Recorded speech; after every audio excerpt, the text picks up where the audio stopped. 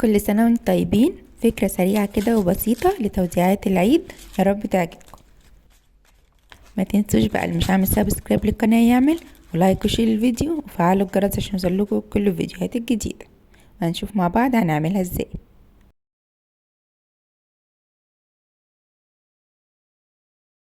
هنجيب ورقة بالمقاس اللي تحبوه، هنتني حرف كده من الناحية الطويلة تكون مستطيلة شوية الورقة، وهنبدأ نلزقها الناحية التانية.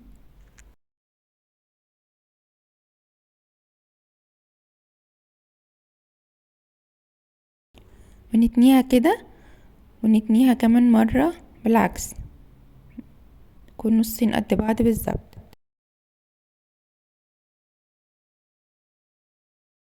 كده بقى عندنا زي جرابين كده، او كل واحد منهم نقدر نحط فيه اللي احنا عايزين، نحط فيه هدية، نحط فيه بونبوني، نحط فيه زي شوكوبون او اي توفي احنا عايزينه. وهنلزقها بالعكس كده بجلو او اوهو او اي حاجة، نلزقها كويس ونبدأ نكرر ده في التانية. تقدروا تسيبوها كده او تعملوها بالمقص مشرشر، بس بصراحة بيديها شكل حلو. هنعمل من الشكل ده 2 كمان، وهنبدأ نلزقهم في بعض بالالوان اللي انتوا تحبوها. تقدروا ترسموا عليها او تلزقوا عليها ستيكر، او لو الورق اصلا ملون تسيبوه كده. هي بتبقى لذيذة قوي وبسيطة خالص زي ما انتوا شفتوا. يا رب تعجبكم وتعملوها.